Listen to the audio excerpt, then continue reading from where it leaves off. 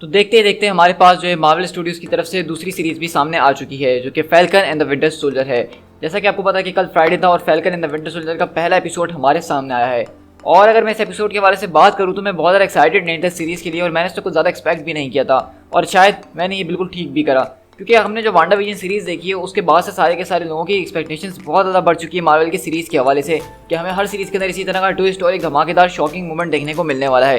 लेकिन ऐसा नहीं होने वाला है। वांडाविजन मेरी नज़र में एक मास्टरपीस है और एक अनोखी चीज़ है जिसको हमने आज तक टीवी के ऊपर देखा है और उसकी जैसी कोई भी चीज़ को बनने में अभी और वक्त लगेगा। तो falcon and the winter soldier के हवाले से मेरे क्या ओपिनियन है और मुझे इसका फर्स्ट एपिसोड कैसा लगा वो आज हम अपनी इस वीडियो में डिस्कस करने वाले हैं। तो बेसिकली ये मेरे ब्रेक डाउन से ज़्यादा एक छोटा सा रिव्यू होने वाला है, क्योंकि इस एपिसोड के अंदर वैसे इतनी चीज़ें ब्रेक डाउन करने के लिए है भी नहीं। सो guys, this is Speed tiger. तो चलिए बिना किसी और बात के इस वीडियो को स्टार्ट करते हैं।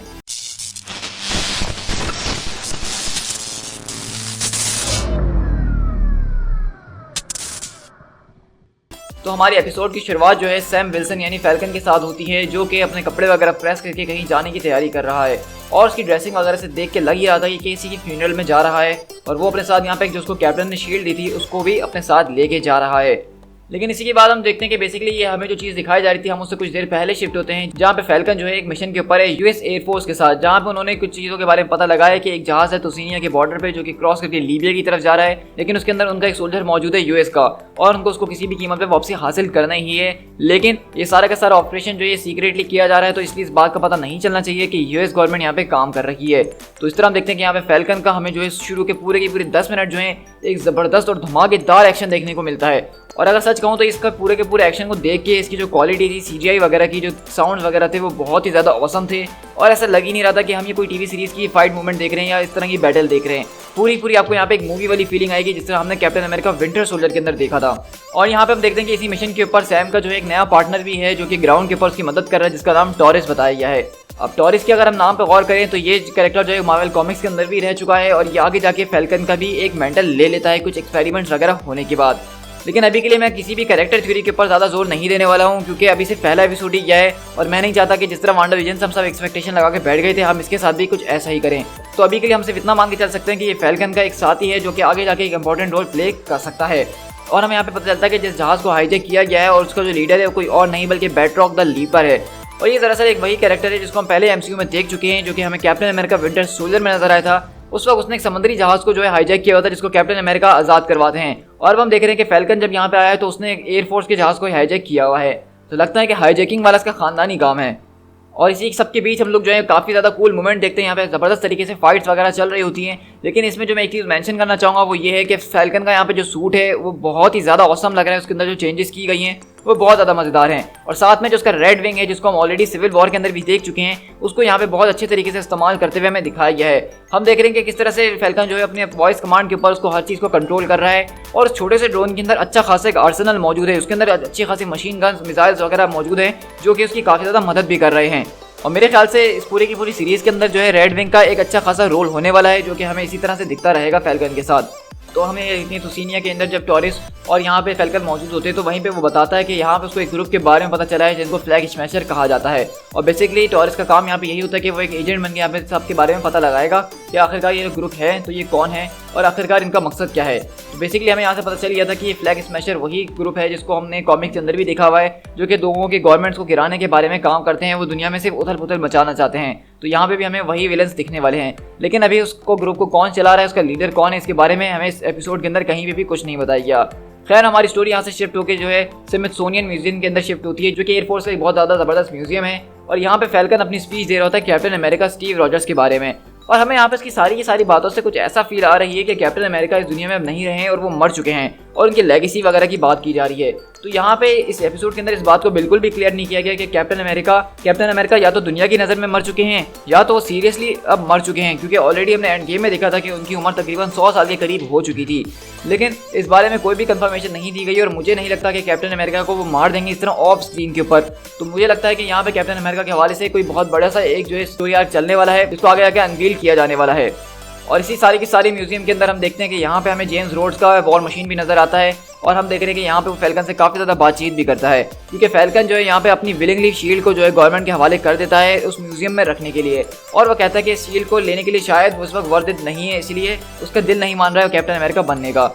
ये देखा जाए तो एक तरह से बहुत अच्छा और सॉलिड पॉइंट भी था, क्योंकि कैप्टन अमेरिका की जगह कोई और ले ले इतनी आसानी से ये हम भी नहीं देख सकते हैं। और फैल्कन को भी इस वक्त यही डाउट है जो कि बिल्कुल हमारे दिल में था कि वो कैप्टन अमेरिका बन के कैसा लगेगा, मतलब तो इसलिए वो गवर्नमेंट को अपनी शील्ड दे देता है ताकि उसको एक यादगार के तौर पर म्यूजियम के अंदर सजा के रखा जाए। फिर यहीं से हमारी कहानी शिफ्ट होती है एक फ्लैशबैक के अंदर, जो कि एक विंटर सोल्जर का फ्लैशबैक है।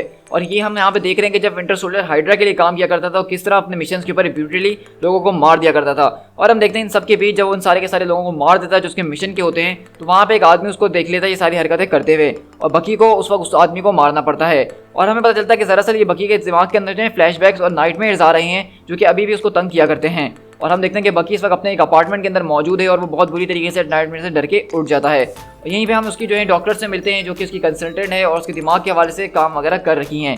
मतलब हमें यहाँ पे ये बात पता चली है कि यूएस गवर्नमेंट ने बकी को छोड़ दिया है एक सिटीजन के तौर पे, एक नॉर्मल सिटीजन के लिए, लेकिन ये डॉक्टर इसीलिए मौजूद हैं ताकि इसके दिमाग को वो काबू में रख सकें। अगर उसको कोई प्रॉब्लम वगैरह हो रहा है तो टाइमली किसी गवर्नमेंट एजेंसी वगैरह को बता सकें। तो हम देखते हैं कि यहाँ पे बकी जो है बेसिकली उसने एक पूरी की पूरी अपनी लिस्ट बनाई हुई है और उस लिस्ट के अंदर वो लोग शामिल हैं जो कि कभी हाइड्रा के लिए काम किया करते थे और वो अभी भी किसी ना किसी बड़ी पोस्ट के अंदर मौजूद हैं यूएस गवर्नमेंट में। तो उनको टेक डाउन करने का काम वो बकी को करवा दिया गया है और बकी जो है गवर्नमेंट एजेंसीज के साथ मिलकर उन सारे के सारे लोगों को पकड़ने में लगा हुआ है।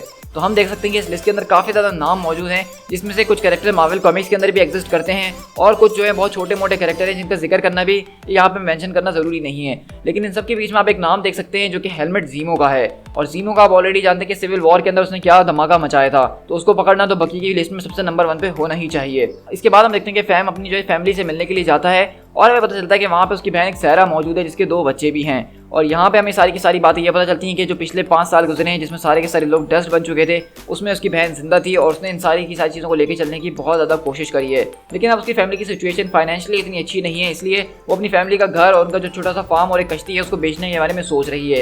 लेकिन सैम बोलता है कि हमारी खानदान की आखिरी निशानी, हम इसको नहीं बेचेंगे।